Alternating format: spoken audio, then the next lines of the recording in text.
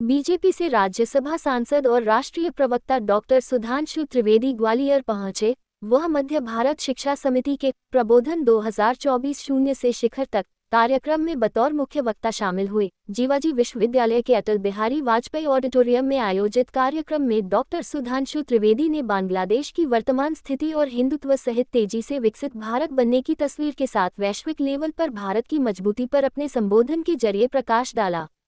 दरअसल इस साल मध्य भारत शिक्षा समिति अपना 84वां स्थापना दिवस मना रही है। इस कड़ी में प्रबोधन 2024 शून्य से शिखर तक कार्यक्रम में हिंदी, संस्कृत और अंग्रेजी के जाने माने वक्ता राज्यसभा सांसद डॉक्टर सुधांशु त्रिवेदी बतौर मुख्य वक्ता शामिल हुए। उनके द्वारा तारांकन, भारतीय शिक्षा दर्शन एवं राष्ट्रीय शिक्षा नीति 2020 के अनुरूप उत्प्रेरक वातावरण एवं व्यवहारिक शिक्षा तारांकन विषय पर ऑडिटोरियम में मौजूद हजारों की संख्या में युवा, छात्र छात्राएं और समाज के प्रबुद्ध वर्ग को संबोधित किया। डॉक्टर सुधांशु त्रिवेदी ने अपने संबोधन की शुरुआत शिक्षा के साथ दीक्षा की जरूरत के साथ की। उन्होंने कहा कि देश में आज़ादी के बाद सिर्फ शिक्षा पर जोर दिया गया, जबकि भारतीय संस्कृति कहती है कि शिक्षा के साथ दीक्षा जरूरी है, क्योंकि दीक्षा हमें सामाजिक व्यवहार सिखाती है। पड़ोसी मुल्क पाकिस्तान की खराब स्थिति के पीछे भी दीक्षा का ना होना है, क्योंकि वहां पर सॉफ्टवेयर इंजीनियर, मैकेनिकल इंजीनियर सहित अन्य पढ़े लिखे लोग दीक्षा के अभाव में बड़े बड़े आतंकवादी बन चुके हैं। पड़ोसी देश में आज खाने के लाले पड़े हैं और हम विश्व की 5वीं अर्थव्यवस्था बनकर खड़े हैं। बांग्लादेश की हालत भी इसी कारण अस्थिर हो गई है। आज बांग्लादेश में बांग्लादेश नेशनल पार्टी कहीं नहीं दिख रही है, सिर्फ जमाते इस्लामी दिख रही है। आज पूरी दुनिया भारत की ओर इसलिए देख रही है क्योंकि भारत तेजी से एक बार फिर विश्व गुरु बनने के लिए आगे बढ़ रहा है। देश के प्रधानमंत्री नरेंद्र मोदी जी के नेतृत्व में भारत तेजी से बड़ी अर्थव्यवस्था बन रहा है। रूस, अमेरिका जैसे देश मोदी जी को विशेष आमंत्रण पर बुला रहे हैं, क्योंकि वह जानते हैं कि भारत की सनातन संस्कृति ही भविष्य में विश्व का नेतृत्व करेगी। हमारे धर्म शास्त्रों में हर एक बात को वैज्ञानिक आधार पर पहले ही दर्शाया जा चुका है। प्राचीन जापान हो या चीन हो, वहाँ के दार्शनिक और उनकी लिखी किताबों में भारत को स्वर्ग का द्वार बताया गया है और बहुत सी जगह मोक्ष स्थली भी कहा गया है। जापान में तो हमारी सरस्वती माता की पूजा दूसरे रूप में ही सही पर की जाती है।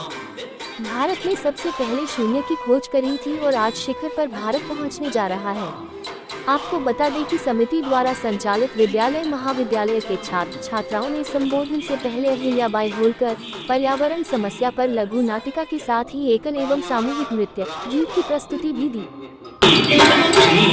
सत्य वशीकर दीन दयाकर कांति दिवाकर रूप सुधाकर गुण रत्नाकर नीतु प्रख्यतु पराहु प्रताप राम सद्गुण धाम।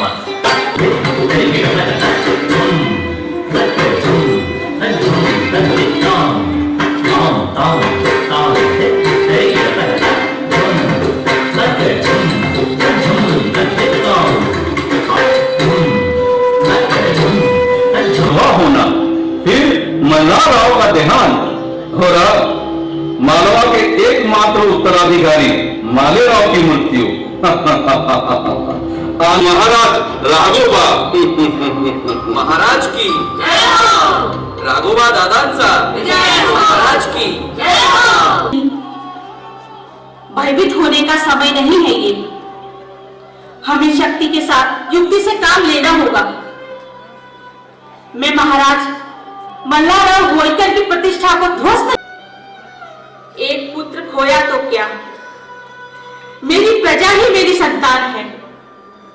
मालवा की प्रजा को मैं मृत्यु के मुख में नहीं जाने दूंगी, नहीं जाने दूंगी। हमारे यहाँ कहा गया श्रद्धावान लभते ज्ञानम, बुद्धिमान लभते ज्ञानम नहीं। बुद्धि तो गलत दिशा में भी ले जा सकती है। आतंकवादियों और चोर की भी बड़ी बुद्धि होती है। जो बात मैं पहले भी बता चुका हूं, मैं पुनः कहना चाहूंगा कि अगर केवल बुद्धिमान होना है तो बहुत बुद्धिमान होने के बाद आप एक बहुत अच्छे चार्टर्ड अकाउंटेंट होने के बाद बच्चा याकूब मेनन बन सकता है। बहुत अच्छा सॉफ्टवेयर इंजीनियर होने के बाद बुरहान वानी बन सकता है। बहुत अच्छा एरोनॉटिकल का जानकार होने के बाद 9/11 करने वाला खालिद शेख और मोहम्मद अट्टा भी बन सकता है, और बहुत पढ़ लिख कर वो अफजल गुरु भी बन सकता है।